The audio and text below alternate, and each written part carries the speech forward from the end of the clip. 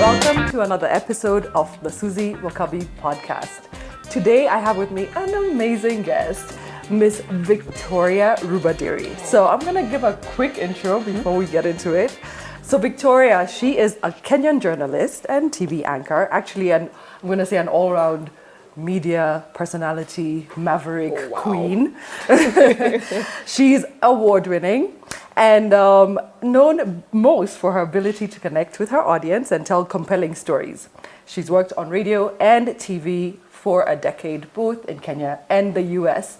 She is a mother, and we have so much to talk about because I'm going to get into this very interesting, long story.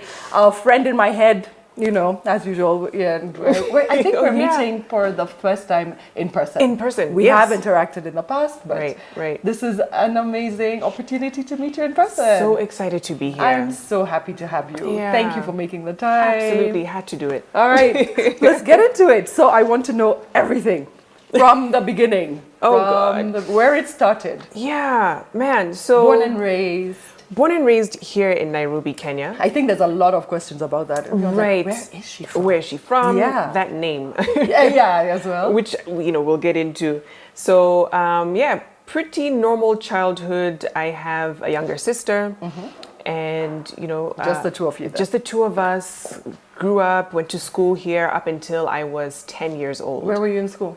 I was in Nairobi Pentecostal Academy from standard 1 to 4. Then I did Rusinga for a year. And then we jetted off to the United States of America. Where did you land? We landed on the East Coast, so New Jersey. Yeah. I lived in Jersey for like 9 years. Oh my goodness, North or South Jersey? Okay, so I went from Jersey City to Secaucus, to Lyndhurst, to West Orange, to Montclair. Okay, so you're mostly north. Yeah. I was in South Jersey, Atlantic City, Casino Town. AC. Yes. Yeah. So it was interesting just making that adjustment. So that's kind of wild. That's like going to Vegas. Yeah, exactly. From Nairobi. Which in the 90s, it wasn't the Nairobi that we know now. Yes. So it was quite a shift and a change. What made you guys move? My dad, actually. So he got an opportunity there with a church, and he was doing a lot of consultancy and ministry work there. So he packed up the whole family and we moved. Nice. And, settling into this new culture, trying to assimilate. How was that? You sound very Kenyan. Yeah. In a very American setting. Yes. And so that drew not the best attention because, kids can be mean. Of course. You are what, like 10, 11? Yeah, 10, and you're trying to figure out yourself and this new space. And yeah, kids are mean. They can be nasty. And so, that didn't make the beginning very easy to kind of settle down in. Culture shock. Extreme culture. Like everything you see on the films of American schools happened times 10. Okay. Yeah, so high school was like, it was actually very cosmopolitan. I was talking to someone about this the other day where they were asking, so which high school did you go to? I said, it was your typical American high school. We had to go through metal detectors. Whoa. To get into school. Then? Yes. Because violence was still something. Although I'm saying then you're like 20 something. Or 15 for all I know. 20. And so you're in that space where at times there's school riots and cops have to be called in. But at the same time, it's a mix. So you have some really rich Caucasian kids coming from the uppity areas of the general Atlantic County area. Then you have the Hispanic kids. Yes. And then you have African American kids, Haitian kids, African. Was there a small, at least a small African population there at the school. So you had everyone under the same roof. So it's bound to get interesting. Okay. But I enjoyed my high school experience. I really did. So it's all we see in the movies. It was like exactly prom that, and all the things. And probably more in prom, and all that stuff. Oh man, and school band and the sports teams, the jocks and the nerds and the things and all the everything groups. was accounted for. But I loved it. Where were you in all those? I think I I was kind of in the middle. So I wasn't super popular, and I wasn't someone who kind of hid Or shied away. Shied away. What was interesting though, if you go to my high school yearbook when I graduated, and you flip to the back where they vote on best dressed, best smile, most likely to be. Yes. What were you? I was quietest girl. Quietest girl. And you see a picture of me, Victoria Rubadiri. And it's funny because even when my friends see me now, they say, we would never have thought you'd be doing this. Wow. The last person. Do you feel like you were quiet? Yes, I think I was. I mean, I'm an introvert, right? Me too. Yeah, I'm an introvert. Really am, so and nobody believes that though. yeah, people are like, there's no way. I was like, you really need to get to know me. Yeah, exactly. But yeah, I definitely was. But this is the funny part. Like, I think I was the quietest of the popular group, so to speak. Okay. So when they're thinking about like, yeah, Vicky, right? Because if I really was quiet, you probably wouldn't know me at all. Okay. So it was. I kind of moved through both worlds. Nice. Yeah. I think it's better that way. I liked that, and I was open to everyone. I had friends in all of the, social groups, if you will. Nice. I think I counted that as a great experience. Awesome. Yeah. And then after high school?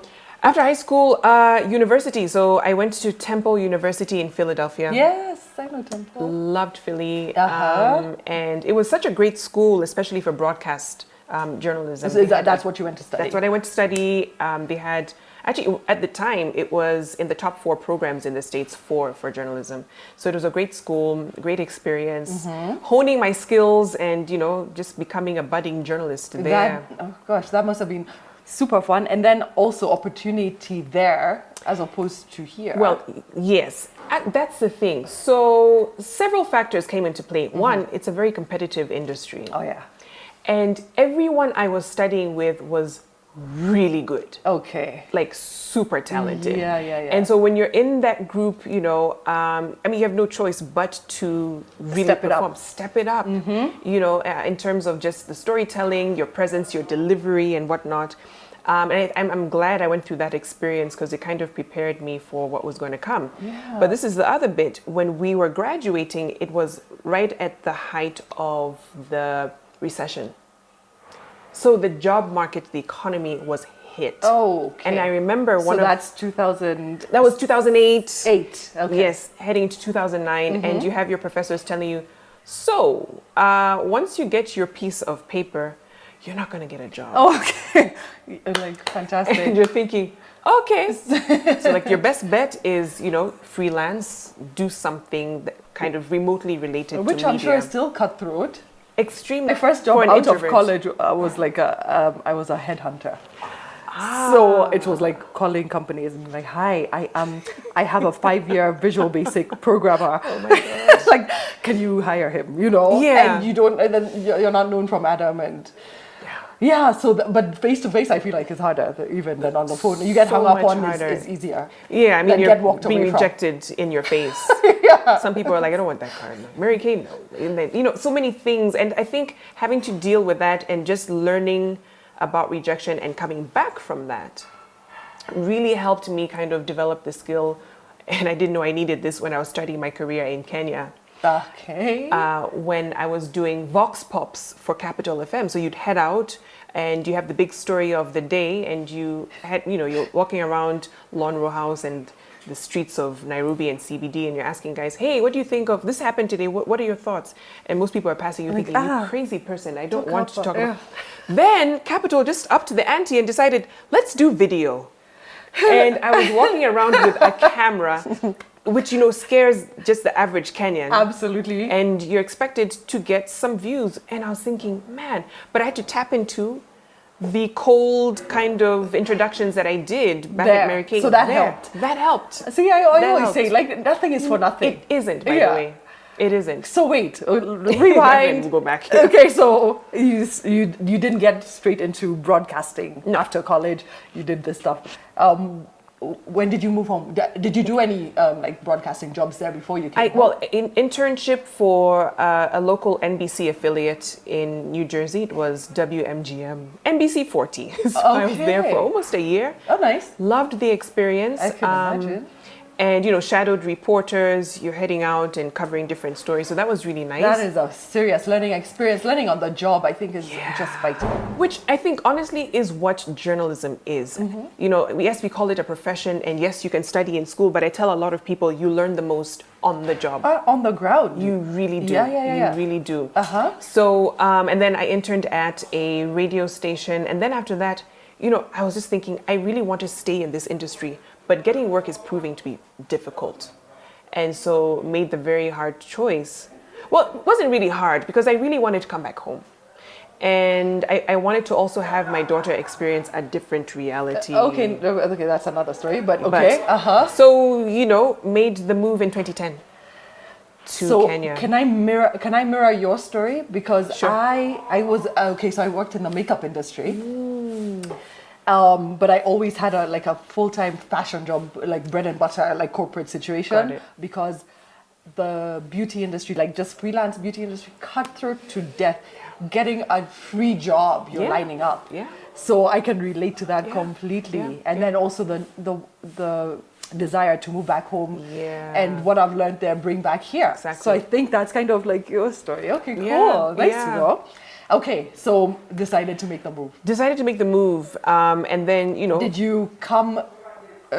Did you like make a trip home to say hi? I do this and I'm coming home. Can you imagine? Or you It just was came and landed. just came and landed. Bless you. And started the whole tarmacking and looking for work. But you had a bit of a resume and University and about a year and a half of media experience. in America, and then you've come to And you Kenya, come so it's with- a good thing. And you come with your accent. Oh, yeah. And really, like, let's be honest, the only other place that would take you is Capital Capital. FM. Right? And so Eric, my husband, is like, oh my God, the accents. it is Is the anyone land hired of without accents. So I took my CV everywhere. I mean, from broadcast to print, just covering and hoping someone would give a call Right. back. Yeah. And I remember, so at the time I was also teaching Sunday school. So that's part of like what I do, youth mentorship at one of the churches that we joined. And one of the ladies... Wait, did your family also move back? Or just Yes, you? we all did. You all did. We all Okay. did. So we were all kind of back home. And the lady I was doing this with kind of, she asked me, oh, so how's the job hunting going? I'm like, yeah, it's going. And so Slow but sure. Yeah. And she said, well, I used to intern at Capital FM. I can just make mention to someone. I'm not promising anything, but I'll let you know. I was like, do the listen, thing. anything, Yeah. anything. And so that actually opened up to a conversation with one of the managers there. And so she said, oh yeah, come through and we'll see, where to fit you in and just have a feel for you and whatnot. So I came, and I remember that day I waited about 3 hours to meet, and they said, oh, so she's busy. Can you come like next week? No. I said, yep, I'll be here. So I came the following week, I had a spot by this time in the reception. You're like, I'm here again. No, I'll go And today. waited for 2 hours, and she was now leaving to go for her lunch break. And she's like, I was supposed to meet you. Oh, God. Sorry, I'm really busy today. Can you come next week? Like, yep. I was determined. I said, I'll be here. What time? Okay, I'm gonna pause you right there. But then, okay, like now you're more seasoned. As a human being, like, would you do that to someone? I do. I'm thinking now, that. and I think the kind of person I am, it'll be very difficult for me to do that to someone. That is not right. Okay. It'll be very difficult. But yeah, hey, I don't get it. everyone's Anyway. wired differently. So, True. I come back the following week, third time, sit down, and it's stretching into that hour territory, and I'm like, I'm not seeing this lady today. You're like, where's the give up point? It's not. Yeah, Remember? this is not going to happen. Yeah.